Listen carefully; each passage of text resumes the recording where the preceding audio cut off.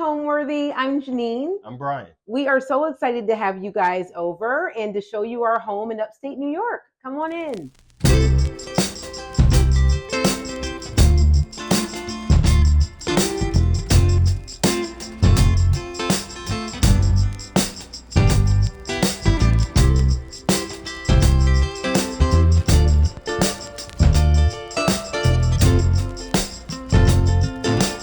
You're watching Homeworthy, where we believe every home has a story. Like and subscribe for more. Hi, welcome to our home. I'm Jeanine Hayes. I'm Bryan Mason. And we're from AphroChic. We lovingly call this our Afro Farmhouse. It's a 100-year-old farmhouse in Wawarsing, New York. Before we were up here, we were living in Brooklyn. So it's definitely our farmhouse, but still like a little bit of a Brooklyn vibe that's happening in it. And just it feels Afro-chic. Jeanine and I, we run a company called AphroChic. We've been around since 2007. We started out in San Francisco as a blog focusing on interior design and the intersection between design and African diaspora culture, looking at not only the presence of designers of color in the industry, but also of consumers and connoisseurs of color in the audience of the interior design industry. Since then, we've branched out in a number of different ways. We have a luxury product line of pillows, wallpaper, furnishings, lighting that we sell online. We have a magazine, it's called AphroChic Magazine, and we've written 2 books, the second of which recently came out. It's called AphroChic, celebrating the legacy of the Black family home. So welcome. Right now you're in the foyer of the house, or the entryway. And we always want to make it, just feel welcoming and also have some practical stuff happening. But this is kind of where the art collection starts, because I have been obsessed with different pieces for so long. We have some beautiful sculptural masks here. Also, I really love just collecting little art pieces, because sometimes I can't afford a Kehinde Wiley, but I can afford Kehinde Wiley playing cards. So we have just tiny pieces of art as well. But then the other favorite pieces we have here is the lighting. This is one of our lamps called the Amor table lamp that we hand produce in Morocco, and as part of our new heirlooms collection, because we're always interested in creating pieces that, instead of, today we do things that are basically built to break, but instead we like to try and build things that will not only last you, but can be passed on to other generations, because that's an important part of preserving culture from one period to the next. And now we're heading into the library. And here in the library, so we have one of our favorite pieces is this nice big farmhouse table, which we cannot agree between the two of us what to call it, because for Jeanine, it's a dining room table. And for me, this is a library. So it's a reference table, because this is the place where I come, where when we're working on something where there's books everywhere and the laptop and papers and all that stuff, this is the table that lets me do all of that. At the same time, when we do have family over, especially in the holidays, this is where we all come and gather. So technically we're both right, but it's a piece that exists with 2 names here. Yeah, and then always, again, my husband's right. I love art, and especially a lot of figurative pieces in our collection. So these are 2 really gorgeous candles from Trudon that's been around since the 18th century. This woman was an enslaved woman in the United States, and the sculptor who sculpted this piece, it was for a global exhibition, and the piece was sculpted to actually have her defiant look and the defiance to say, slavery is wrong. And so she never was named. There's no information about her, but it just felt like it's something that we wanted to have in our space to really honor our ancestors.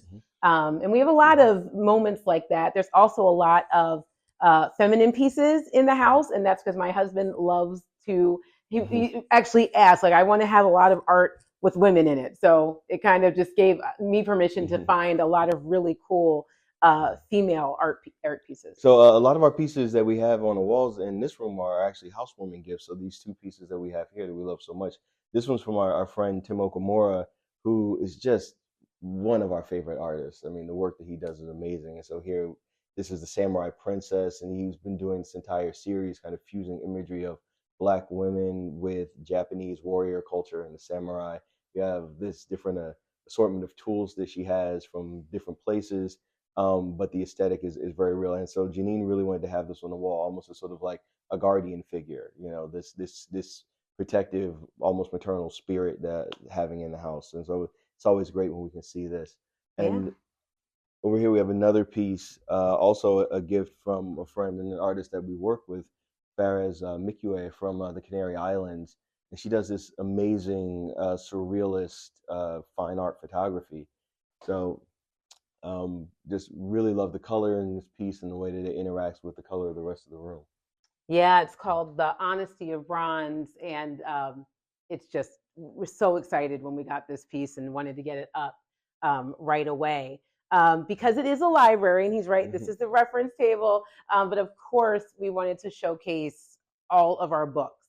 A lot of the books that are in this library are actually pieces from African diaspora authors, and we wanted to really display the books like art pieces. Of course, you're going to see our babies up here, our AphroChic and Remix, which was our very first book.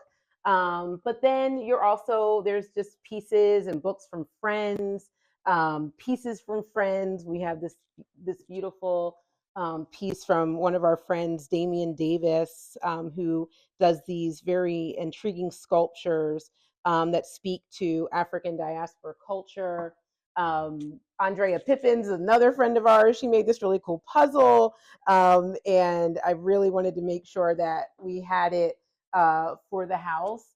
And then lots of, books, Bryant Terry's book, Black Food, another great friend who is a fantastic chef, and we wanted to have his work here too. And then these two chairs that we have over here, which we're really happy. Number one, we love them because they are incredibly comfortable, but we love them even more because they're actually upholstered in one of our fabrics. This is our batik pattern, and typically we've done a lot of pillows and bedding in this fabric, but the opportunity to partner with Bernhardt to make these chairs was really a great opportunity, and we just love the look that it brings to the space. Yeah, and Brian's right. Like, I love pink. Like, it just always finds a way into the house or into any of our, places that we've lived. But I really did want to play with masculine and feminine a lot in this space. I wanted it to feel like it was, us in terms of who we are, and make sure that the home really kind of embraced those different energies. So we did not get like a ton of pink in here, but I couldn't help myself to get, at least a few little items, sculptural pieces that have the color. And then in both of these rooms, the sort of dining part of the library and then the lounging part of the library, we have these really gorgeous Moroccan rugs. And again, this was an ode to African culture, also to female maker culture. A lot of the makers in Morocco who create these boucher-riche rugs are women. And so they're really abstract expressionist pieces. And we really are excited to have them here. And they also just kind of lift the space up and add the purple and the pinks and those hues that allow it to feel a little bit more fun in here. Before we move on, I do just want to come back to this little pink piece just to say that to give the story and the memory that we picked this up on our first trip to Hudson, when we were actually working on a project in Hudson and looking around, not maybe about 45 minutes from here, thinking, this is a really nice place, but I don't think we would ever live here. And so being able to have this and keep that memory and kind of show how, like, you never know what life is going to do, and sometimes, a lot of times, it will know better than you do, is a great thing to have in this space. Again, lots of like hand carved pieces, figurative pieces. So this chess set is handmade from soapstone in Kenya, and it's again one of our favorite. I just like love all the pieces and the intricacy of the carving.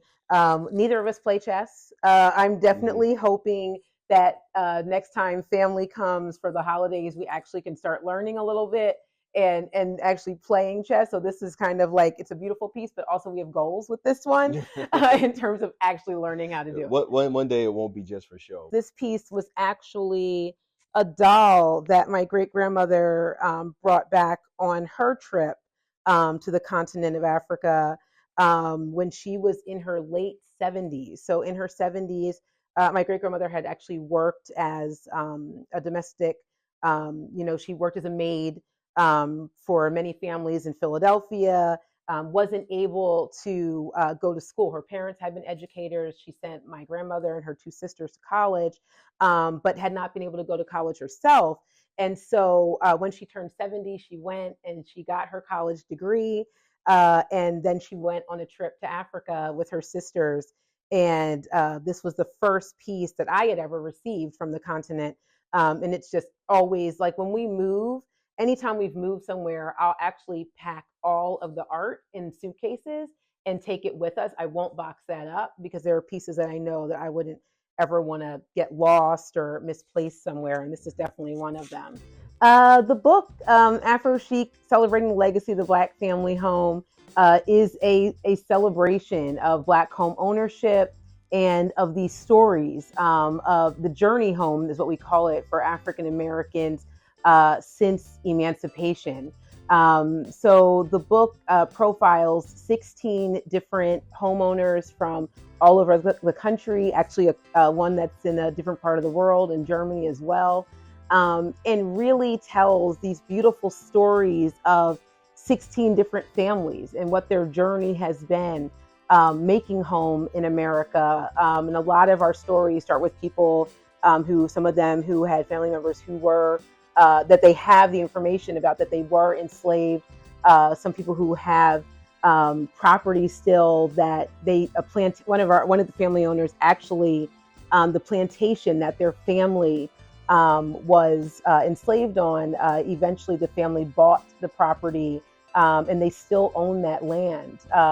So they're just absolutely incredible stories. We really look at them as ethnographies. And it's been nice to have our own home story presented in the book as well. And it really is about really talking about the past and connecting it to our present and our own home ownership journey. Yeah, the book actually ties together a lot of different ideas and wanted to cover a lot of ground. One of the most important things was to showcase the diversity of the Black experience. A lot of times, particularly when we're talking about the Black family home, we call it a missing character in the narrative of American history. It's something that it isn't often spoken of. It's not often covered in magazines or looked at in academic texts, and as a result, it's a gap in the way that we think of the American story. And within that, we tend to narrow our concept of what the Black experience can be. There's a celebrity experience, there's the experience of poverty, and then the in between is the assumption that if you're not in either of those two categories, that your house is normal, and normal would mean exactly like a white person's house is. And so looking at these 16 homes, one of the things we wanted to do was to really showcase just a taste of the breadth of that experience. So we do have people who have these incredibly stylish boutique apartments in Harlem. We also have people who live on 65-acre sprawling ranches in North Carolina. As Jeanine said, we even one person, the next patriot, originally from the Atlanta area, who moved to Germany and now works and lives abroad. Really understanding the idea of broadening the concept of representation beyond just sort of when and where people are seen, but also to how and why, and being able to give a fuller understanding of what that experience is and what it can be, what it has been, and some of the factors, social, economic, even political, that have gone into shaping this experience. So now we're actually about to take you into the kitchen, which just got finished, actually. This is the most recent renovation that we've been working on here in the house. And for me, this was just like really special because I wanted the kitchen to feel like a room. I didn't want it just to feel like, just like, oh, we're just coming to the kitchen. So I looked at a lot of kitchens that, like when we stayed in France, I've looked at, kitchens in Spain, Italy, and how they're really just rooms and where life, takes place. And cooking is a big part of our life. My husband loves to cook. He cooks all day in this house. So we really wanted to make sure that this was a warm space for gathering and for cooking. So we crafted this nook here, our Eden nook. And it's kind of funny because this table in Brooklyn was our dining table. And now it's just like a little side table that we have here. But again, the integration of art as very important to us. So we have a lot of cool figurative pieces. I'm super in love with these salt and pepper shakers we have of these, guys that, just look like they're from the Brooklyn or Philly or any place that we've lived. We have some pillows here from Shine, which is from South Africa, a beautiful brand, and it was really nice to bring in some vibrancy into the kitchen as well. And then lots of heirlooms. This cabinet in particular is actually inherited from Bryan's great-grandmother. And we use it it's a secretary that we use as a china cabinet here in the kitchen. I don't know if it would be seen as like actual china, but this was a Black Lives Matter mug that was designed by a New York artist. And it's just beautifully done in terms of the shape of the cup itself and then the messaging as well. So it's a lot of just tchotchkes, and there are things that I like, Bryan likes, just vase and some figurative pieces that, but I do want to fill it up with more plates actually. And in particular, there's a plate project that features plates by artists, and I'd like to get some of those in here. And then over here, again, just, loving art and figurative pieces in particular. This is by Barclay L. Hendricks. He was, before Kahindi, there was Barclay L. Hendricks. So to have a print, this is from the Studio Museum in Harlem, of this absolute Philadelphia woman. Like every time we look at it, we're like, oh, that's home. It just is another gorgeous piece. It's a print. And I like to bring prints in as well. It's a limited edition print. I always think a lot of folks think you need to be able to afford, those big pieces of art. But if you can't yet, a wonderful print, something that's limited edition, also can have a lot of value in your collection. There were a lot of things we were trying to accomplish in this part of the kitchen. So, this is all the functional part. We've got our, stainless steel appliances. Because my husband loves to cook, I wanted to, make sure that we had a great double oven from Fisher and Paykel, which is fantastic, and we use it for holidays. We have some, great fixtures and plumbing. Everything feels really architectural in this space. These pieces from Kohler are gorgeous, but then also kind of add to this story of a little bit city and a little bit country. So we did like this really nice undermount sink here that has floral aspects to it that kind of give that little bit of a farmhouse feel, but then glam it up with like brass. And then we did a lot of work with stone in this space. And I love stone. It's amazing what you can do with it, all the pattern that can happen in it. And that it's natural to bring into your home. Before we brought the stone in, it was all like blue Formica in here. So we were like, we got to get rid of this. We designed this kitchen island.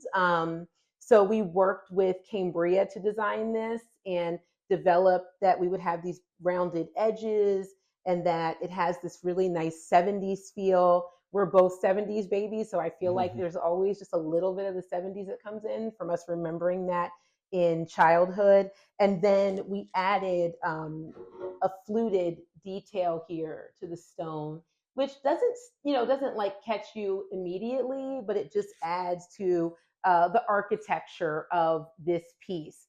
And then again, added in lots of lighting. I love the light fixtures that we have in here. They remind me of sundials. And sundials have a lot of roots on the African continent. So it was just kind of this another piece that brings in culture into the space. This guy we actually got on a trip to Morocco for a friend's wedding. I purposely did not. We purposely didn't pack like a lot of space in our luggage for bringing stuff home because we knew in Morocco you could go crazy and just like spend, spend. And so I didn't even have anything like to put him in except a tote bag. After we bought him, I think on the last day we were there, I think we paid like $100, like nothing, basically for a piece that's this amazing. It's a Benin bronze. It is just absolutely stunning. It's really heavy. It almost got us arrested. Us arrested, yes. Because we were going through the airport. We were we had just left Casablanca. We were about to fly out from Marrakesh. And it went through the x-ray machine. And the TSA person there, completely deadpan, didn't miss a beat, asked, "Whose head do you have in the bag?" And we were like, "What do you mean?" He's like, "No, whose head is this? Is it someone you know? Is it someone you met?" He honestly, it took us a while to go, like, "No, it's a statue. It's a bust." He really thought had someone's head in the bag and was trying to sneak it through airport security. So we actually had to, It was at the bottom of this very tightly packed bag. We had to pull everything out to show him that this was a statue, because I don't know if it was the face that had him convinced, or we were ready to get to New York after that. But we were like, okay. But fortunately, it was a weird end to what was a really beautiful trip. We loved Morocco. We can't wait to go back. But it was a very interesting way to kind of like make an exit from the country. But he was worth it. I think really it's the style. In a lot of ways, I think it's just us. I think that this house is definitely very much just a reflection of Jeanine and Bryan and the pieces that we've cultivated over the last 27 years of our life together. There's just so many moments that are represented in this home, like little art pieces, figurative statues I've been collecting since we lived in DC. Yeah. Some pieces that are our own, things that we've designed or created ourselves. Things that are heirlooms. Yep, things that are heirlooms that have been passed down. So it really is, when you walk into our home, you're really experiencing who we are. And that's honestly what I love. I feel like home should be. I think everyone's home should be like a hug. It should feel like them and represent them. And I think that our style really is about us. I think as we were writing the book, one of the things that we decided to take on was the question of what actually is, or how we would define, African American interior design styles. And because it was a question, or even could there be such a thing? And we always found it to be a really interesting question, because we know that we have, African American styles of food, of music, of dance, and we know that we have different types of design: European design, Scandinavian, Japanese, so on. So, African American design would just sort of be a natural outgrowth of those same things. And so, as we kind of worked to understand, the best way to really to approach that, we started looking less at the individual pieces that go into a house, or the typical ways that you would think about defining a style. Because, as you'll see in the book, there's a vast diversity to what these homes will actually look like. And so we realized that it was actually the connection was more in the feel, in the vibe, in the emotions, and the state, the conditions that the homes evoked. And so we started focusing things like visibility, celebration, even memory, that really started to define the aesthetics of these homes and the ways in which the people who designed these homes lived in them. And our home is very much within that vein. And this is the living room, and you'll notice that it is super bright and sunny. Yes. We spend probably most of our time in this room, and it just feels good. Yeah, no, I love this room. It's bright, it's airy. In a lot of ways, it's very different from the library, but still very connected. And with all the natural light that it gets, I mean, this is the room you want to be in, especially. Yeah. It doesn't matter if it's the middle of the summer or even on a cloudy day, this room is always full of light. Yep, we call it, the womb room.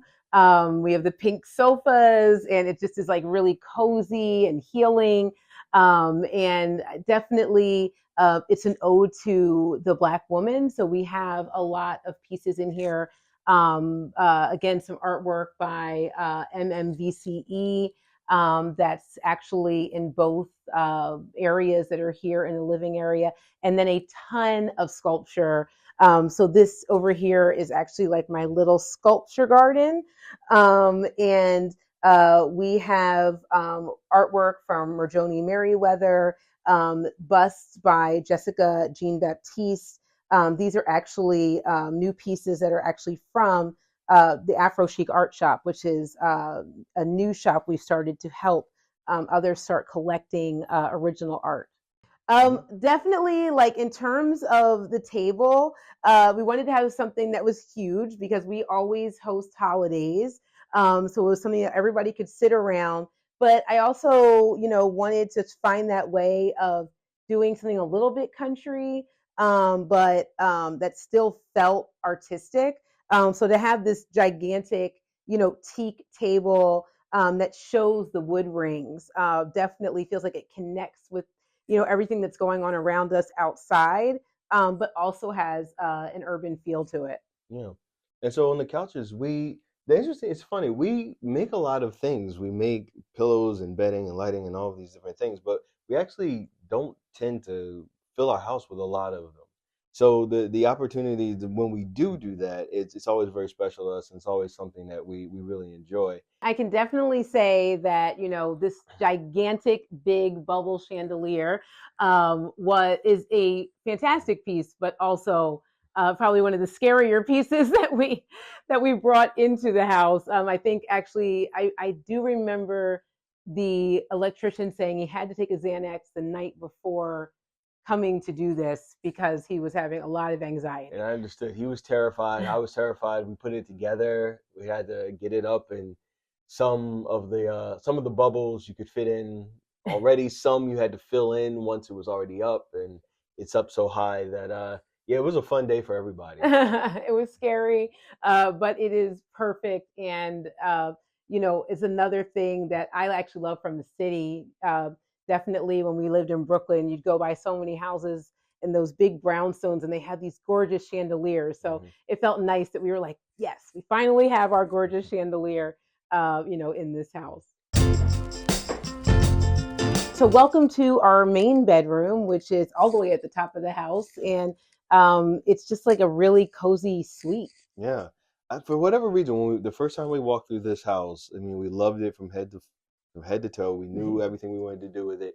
But when we got all the way up to the attic, it was so spacious, so big. We went, well, why not put the master bedroom up here? That way we can almost have this kind of great, sort of main suite where you kind of get away from everything else in the rest of the house. Anything is happening. If we're having family over, whatever, we can come all the way up here and just kind of relax. It becomes your own little sort of escape resort. Yeah, it's definitely really minimalist. And we painted it in setting plaster from Farrow and Ball, which is just like that really nice, soothing, almost pink shade, which definitely feels very, enveloping. And then for the bed, this was different for us because I will definitely say that we are not like wood people in this way, but I would always think we've always had like an upholstered bed or something like that. But this really just kind of spoke to us. It felt like it fit in this room to have a lot of the hardwood and the bed with the hardwood as well. And then just again brought in those elements that kind of felt like nature. The lighting in the room that spans out and really has almost feels like a plant or a flower blooming. And then floral pieces that are in the decor for the bed with our pillows, and this really beautiful handmade American quilt that was part of a special collection that they had at Pottery Barn. So it's just as, like, and it's a chill room. Again, We watch a lot of movies. So usually, at night we're watching some sort of silly movie up here and just enjoying the television and making it kind of feel like a hotel suite. Yeah. This is the first pillow design that we created. And I still remember the day that I came home. We were living in San Francisco, and I had come home from being out. It was a Saturday afternoon, and Jeanine was telling me that she was looking for a pillow with an image of a black woman with an afro in silhouette, and it didn't exist. And we looked and we searched and we went down some very interesting and disturbing Google rabbit holes. And eventually we decided that since we couldn't find one, we would make it. And that was the beginning of the AphroChic product line. So this was our very first design. And it's nice at the end of the day to be able to come back to this. And just come back to this idea of where it started and what we do it for. And make this like a nice little nook again, for this room. Artwork of a couple enjoying their country space. So we really thought that tied in really well with this area. And then we have our totems, our male and female totems that are here in the nook. And then just like for a little bit of playfulness, we wanted to do something that, was an acknowledgement that this is, also a romantic space and, our space. And so we have the little kiss shades that peek out over there just to be a little bit playful. And then the last piece that we have over here, which is not quite an heirloom, but almost. This is actually a picture of me taking a picture of an exhibit at the Brooklyn Museum. And it was taken on a day when we were out with a very good friend of ours, Pastor Klein, who was actually the photographer for our most recent book, AphroChic, and for our first book, Remix. And being able to have this little kind of piece of him, sadly he passed away, he passed away last year, right around the time that the book was coming out. And just to be able to kind of have this, sort of thing that brings back all the memories, all the times that we spent with him and all the fun that we had together and all of the things that we created is another way. It's a great way of being able to keep him close and keep an heirloom that's not in the kitchen. Now we're going to take you into our wellness room. So come on down the stairs with us. Welcome to our wellness room. We strongly believe, if at all possible, every home should have a space for wellness, for fitness, and then just for relaxation, for the place to kind of like unwind. For us, moving up here after COVID, physical therapy became a big part of our lives. It also became sort of like a gateway into just like new levels of fitness. So being able to have this space that we can focus on getting a little bit healthier every day, doing a little bit more every day, but then also it's a great space to come and do a little bit less. So in the space, in terms of the design of it, we really wanted it to still feel, doesn't need to feel like a gym. We wanted it to definitely promote wellness and feel good. So we painted it in faded terracotta.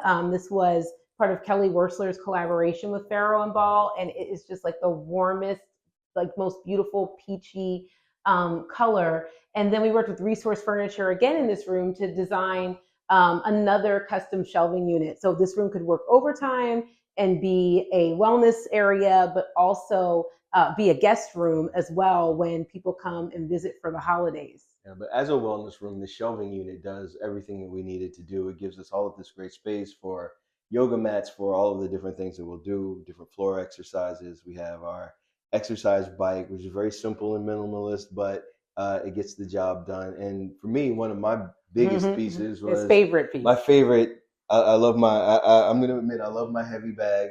I'm not a boxer or anything special like that, but just in terms of being able to like come in and sweat, 30 or 40 minutes a day, this thing is great. Yeah. And thankfully the house is strong because he plays with this thing every day, and it's like, okay, I hope the house can take it, but it does.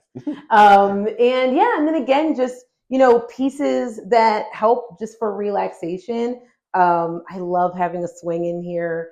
I'll sit here and journal or just look out the window. And I really love Shinrin Ryuku, which is the Japanese art of forest bathing. And so a lot of like taking in greenery. And you can do that nicely, even from here, if you can't be outside, to see all the green around us.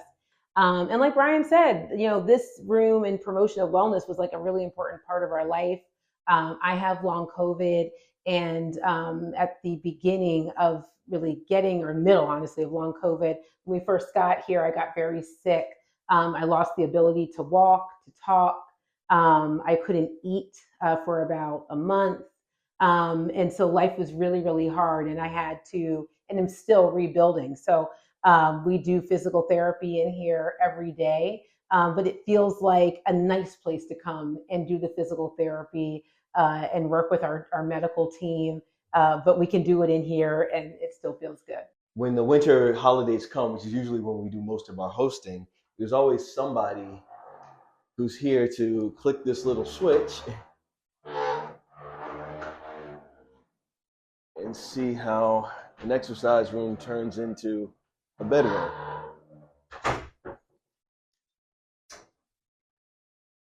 Which we always think is pretty cool. So this just becomes perfect when family comes to visit. They stay up here. It turns in. We'll of course put all the linens on the bed and make it really comfy and cozy for them.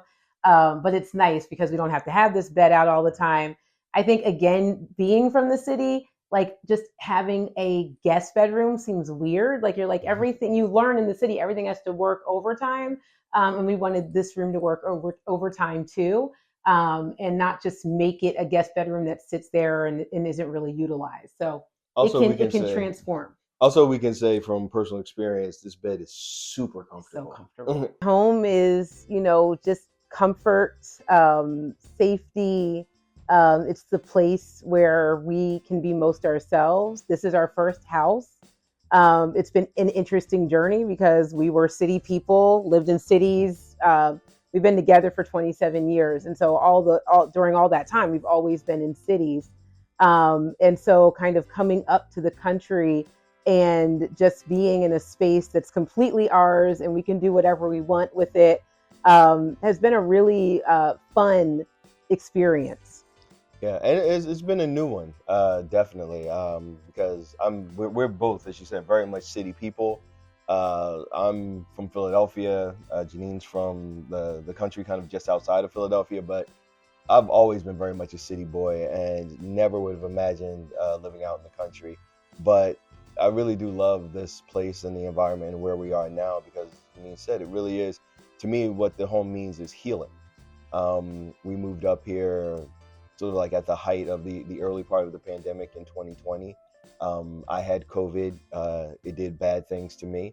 Jeanine got COVID. It did worse things to her. And so our situation kind of was quickly deteriorating living in the city. Just what COVID did in terms of creating allergies and anaphylactic responses to just about everything. Where we were living, our apartment, the city, it just wasn't healthy for us anymore. And so being able to move out here and really have the space, and I think we all remember like during those days of lockdown, just thinking about, man, it would be nice if I at least just had a backyard I could go back out into. And at that point we were living in Brooklyn and all we had was a fire escape that didn't work. Like it wasn't even big enough for us to actually go out and sit on. So we were very jealous of the people we could see across the way who had a bigger fire escape they could actually sit out, have like little picnics on. And we thought just, it would be nice to have more room, more space to move around, but then also to be able to get outside. And since we've moved out here, things have gotten a lot better. Jeanine is doing much better. She's much stronger. I'm doing much better. And so this has really been that place for us to heal and also kind of think and move on into the next stages of what we're doing. Thanks for watching. For more Homeworthy content, be sure to like and subscribe.